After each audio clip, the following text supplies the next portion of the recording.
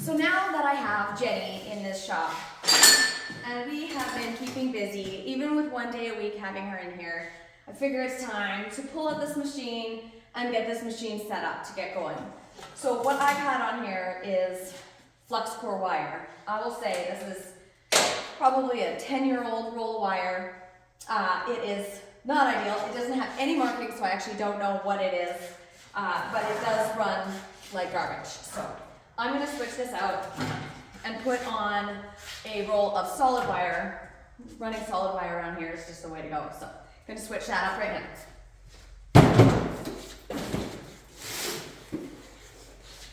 I normally get my wire from Western Gas Co., but in this case, I had to go to Princess Auto to get a roll of wire. And, you know, it's not necessarily the wire that I love. It's a little bit more expensive, and considering it's not as good of wire. But in a pinch, we take what we can get. So for this wire, for this machine here, the wire rolls underneath, so I'm going to want to have the wire coming down from underneath. And these things are heavy.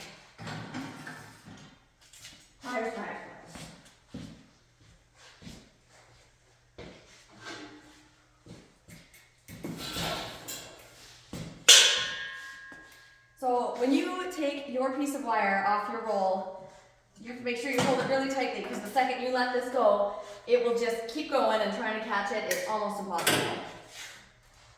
So we'll get that going in here, and it's going to go into the first set of dry rolls. You know, I think one thing I love about my other machine compared to this machine is that everything is so enclosed. Having this wire open, sometimes the wire gets built up with dust. I'll often put a little clip on here with some felt just to clean up the wire as it's going into the drive rolls and into the machine, just to kind of clean up all the dust off of the wire so you're not getting all those impurities into your wire. Making sure you do both sets of drive rolls and into the gun. And I've already have these tensioners set to exactly where they need to be. As you can see, it's pretty dusty inside here. So I think I'll take my my blower and I'll just blow everything out in here. Got that on here. Now I'm gonna plug it in. Where's that plug? Put this bad boy in. This machine is an XMT 350, and so with that, you need that's your power source, and so then I have the wire feeder right here. So you have to turn both of them on. Very on. And it's nice on this machine, unlike my other machine, this one has a jog, so you can just push the jog button.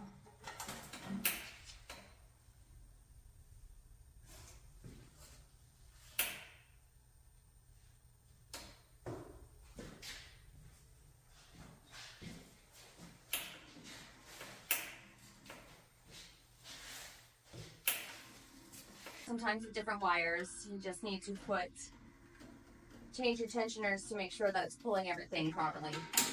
Put that on. If you forget that, that's always no good.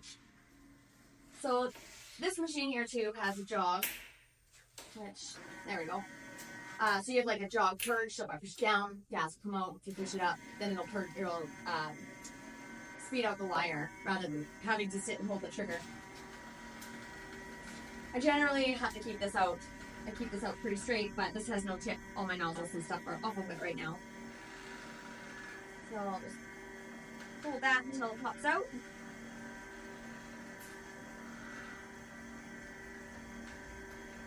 This one will be good because I actually just changed the liner inside here, which I really need to do with my other machine. I'm finding that it's getting stuck a lot, and it gets to be a little bit frustrating when you're welding, and I just think that the liner gets filled up. Usually when I change out my roll of wire and there's no wire inside, I'll take compressed air and I will blow it through either end of my gun just to clean out some of the stuff that's inside there too. But now all I need to do is put on my regulator, and then this welder is good to go.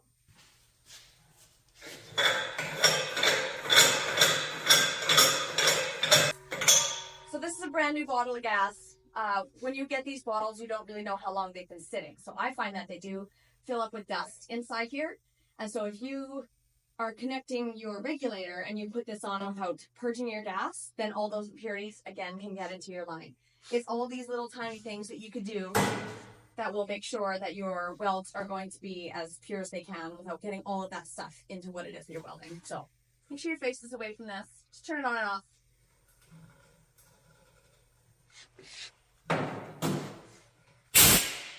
Quick purge, gets rid of all the dust.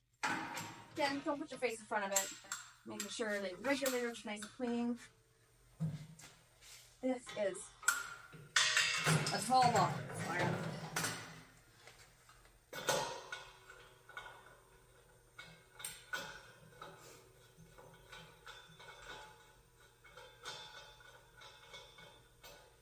I'll grab my wrench.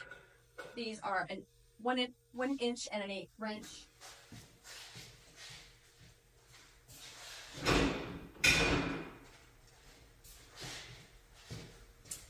Grab my wrench, you gotta tighten, and the regulator is good to go. I set my gas usually at about 20 or 25, depends on, the wire I'm using, but I think, I'm cheap, I'm a business owner, so if you can get away with setting it at 20 and you're not getting any porosity, your welds are looking clean, you're not getting a lot of spatter, then I feel 20 is perfect. So let's chat nozzles. On this gun, when I first got it, it has these big, massive, clunky nozzles. And so I ended up going and getting a new diffuser and a new nozzle for this gun, so I can have this smaller style nozzle. I like this contour on this one because it's really great for fitting into tight spaces. I just find that you can get into pretty much everywhere, because looking at the space between that, or the size difference between these two, is pretty big. And then also you'll have different tips for it as well. So, this is for the big one, this is for the little one. So just having everything a little bit narrower and a little bit smaller. And again, when you're holding a gun all day, even that little bit of weight does make a difference. So we will put on the diffuser, which goes into there. Hopefully this is the right one. Oh, we'll go on first.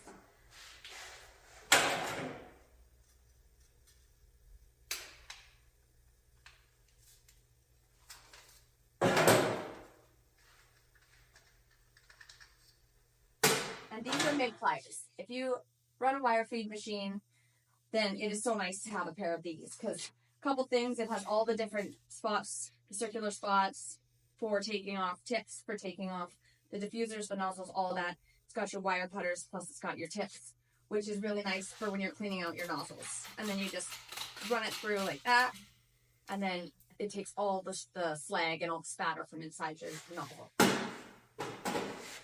Okay, so I'm going to cut this shorter because it's not necessary. Put on my new diffuser.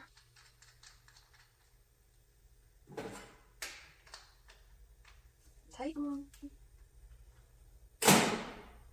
Put my tip inside that. And on goes my new nozzle. So now I have my regulator set up. I have my wire set up. Everything I need.